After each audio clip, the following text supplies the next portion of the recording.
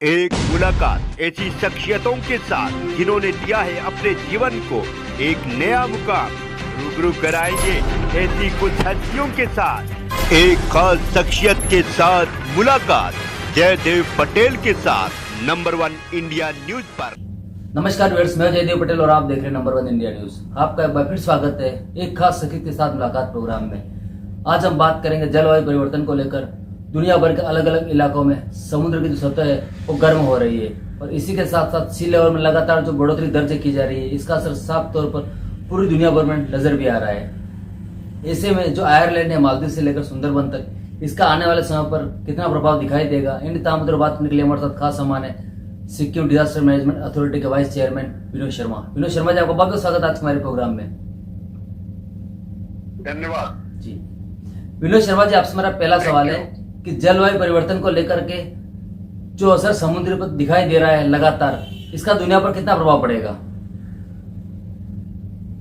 देखिए, इसका तो प्रभाव दिखाई देने लगा है। जलवायु परिवर्तन आज जो है एक ज्वलंत समस्या है। वो कोई हमारे भारतवर्ष की नहीं बल्कि पूरे विश्व के लिए जलवायु परिवर्तन एक बहुत बड़ी समस्या है और उसी को हम आज जो डिस्कस कर रहे हैं ये बहुत उचित समय भी है, क्योंकि COP29 में यही चर्चा हो रही है और हम लोग बाकू में बैठे हुए जितने भी लोग हैं वो इस चीज का विभिन्न पहलुओं पे बात हो रही है। क्योंकि जलवायु परिवर्तन से खाली सी लेवल राइज की बात नहीं बल्कि अनेक समस्याएं हैं जो कि शुरू हो गई हैं और वो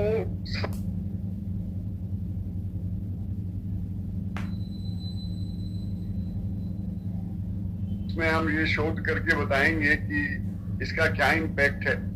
तो ये तो अभी दिखाई दे रहा है। देखिए, एक चीज मैं आपको बताना चाहता हूं कि जैसे कि आप जानते ही हैं कि ज्यादातर जो हमारा फ्रेश वाटर है वो तो ग्लेशियर्स के रूप में है। जैसे हमारा हिमालय है तो इसको हम थर्ड पोल कहते हैं। तो थर्ड पोल का मतलब ये है कि पृथ्वी का एक बहुत बड़ा जो फ्रेश वाटर का भाग है वो हमारे हिमालय में ग्लेशियर्स के रूप में है और वो ग्लेशियर्स पिघलते हैं तो ग्लेशियर लेक बनती हैं और ग्लेशियर्स के पिघलने से वो जो हमारी जो नदियां हैं, जैसे कि आप जानते हैं कि हिमालय से 3 मुख्य नदियां इंडस है, गंगा है, ब्रह्मपुत्र है, ये सब और ये सारी नदियां जो है समुद्र में मिलती हैं। तो जो समुद्र तल जो बढ़ रहा है, जो आपने बिल्कुल ठीक बताया, उसके 2 कारण।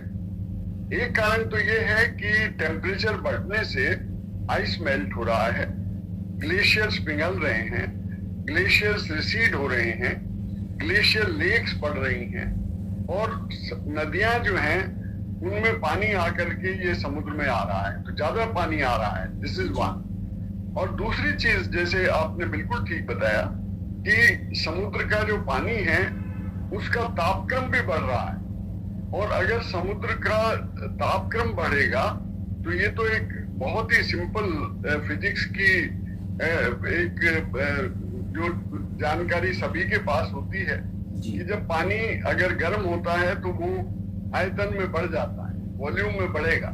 तो इसलिए सी लेवल जो है बढ़ रहा है और बहुत सारे शोधकर्ताओं ने बताया है कि हर साल करीब 3.37 मिलीमीटर के करीब ये बढ़ रहा है और अगर 1 सेंटीमीटर सी लेवल राइज होता है तो 1 मीटर इनग्रेशन होता है, 1 मीटर तक वो।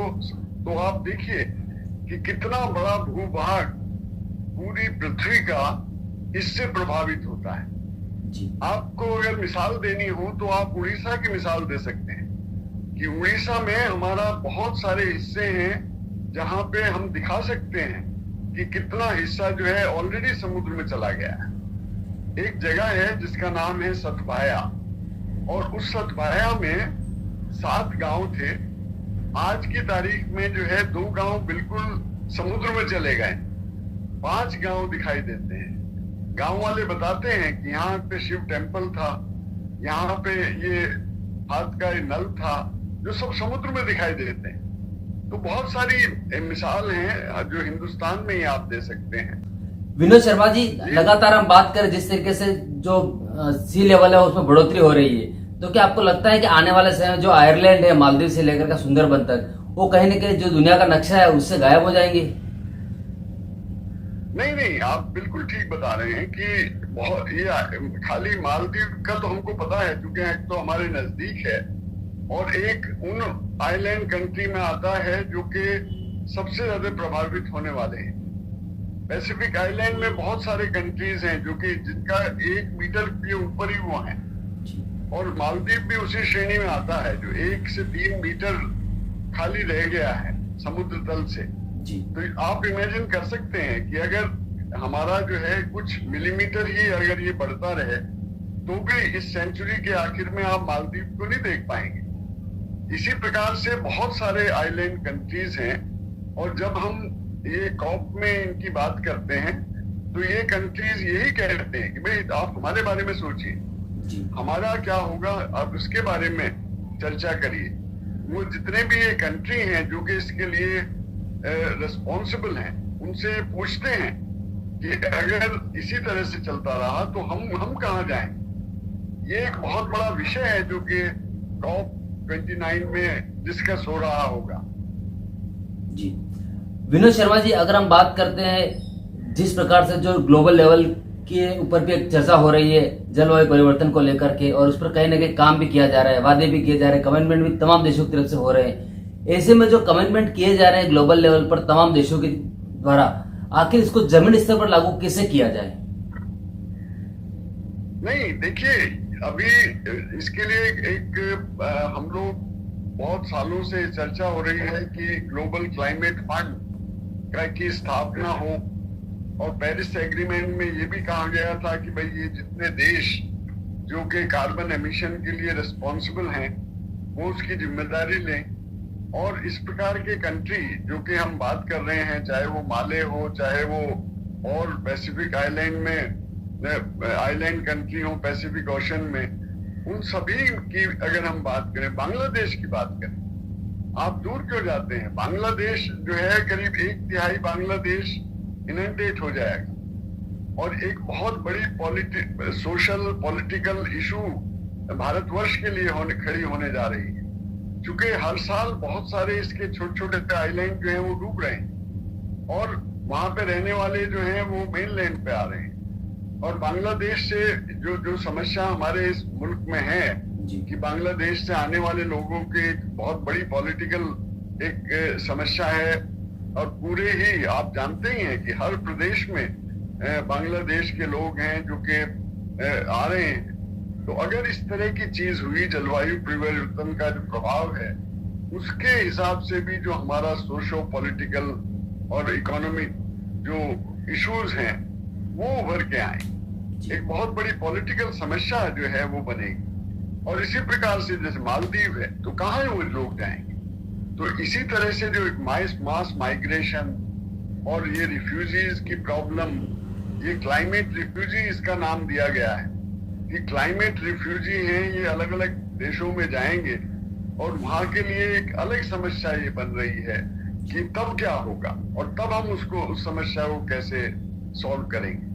विनोद शर्मा जी, आपसे मेरा एक आखिरी सवाल है कि ग्लोबल लेवल पर जिस तरीके से टारगेट सेट किया गया जलवायु परिवर्तन को अचीव करने के लिए, इसमें जो ग्लोबल क्लाइमेट जो फाइनेंस है ये कितना जरूरी है? ये बहुत जरूरी है, और मैं आपसे ये बताने चाहता हूं कि देखिए हर देश का एक क्लाइमेट, जब हम ये हर साल चर्चा होती है तो हर एक देश अपना कमिटमेंट करता है कि हमें ये करना है, हम लोग इतनी एनर्जी सेविंग करेंगे, इतना एमिशन कम करेंगे। और वो जो कमिटमेंट्स हैं, आपने देखा होगा कि पेरिस एग्रीमेंट के बाद में एक पेरिस एग्रीमेंट में जो देश ये कह रहे थे कि हम क्लाइमेट फाइनेंसिंग में सहयोग करेंगे, और तो वो ही पीछे हट गए। तो क्लाइमेट फाइनेंस कोई इसमें मतलब छोटी मोटी राशि नहीं चाहिए, एक एक देश को एक एक छोटे छोटे, अगर हम भारतवर्ष की बात करें तो ट्रिलियंस ऑफ डॉलर हमको चाहिए क्लाइमेट उसके लिए।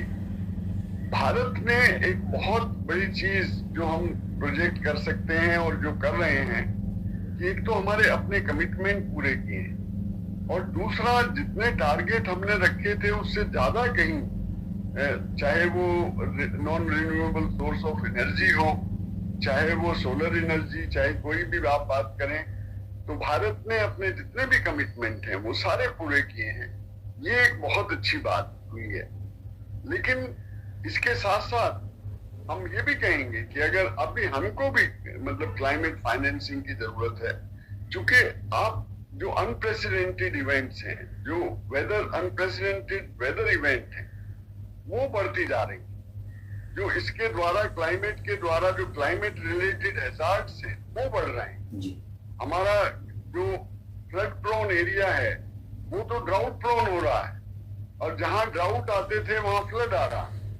साइक्लोन्स की संख्या बढ़ रही है, साइक्लोन्स का इम्पैक्ट बढ़ रहा है। तो इस प्रकार से इवन हमारे देश में भी हम लोग इससे बहुत ज्यादा प्रभावित हो रहे हैं, सी लेवल राइज से प्रभावित हो रहे हैं, और क्लाइमेट रिलेटेड हैजार्ड्स या नेचुरल डिजास्टर्स जो हैं उनसे भी प्रभावित हो रहे हैं। तो आपने बिल्कुल ठीक कहा कि क्लाइमेट फाइनेंसिंग जो कि बहुत बड़ा मुद्दा है, और वो जब तक हम इसमें सॉल्व नहीं करेंगे, जब तक हम इन देशों को ये कमिट नहीं करेंगे कि हम आपको इस तरह से सहायता करेंगे। देखिए, दो चीज की जरूरत है जी। एक टेक्नोलॉजी की और दूसरी फाइनेंस की, और ये दोनों ही जो है विकसित देशों के पास है, और वो उन्हीं को करना है। तो उन्हीं को डिसाइड करना है कि वो किस तरह से इन देशों को सहायता कर सकते। जी, विनोद शर्मा जी, आपने हमारे लिए समय निकाला और महत्वपूर्ण जानकारी हमारे साथ साझा करी, उसके लिए आपको बहुत बहुत धन्यवाद। धन्यवाद।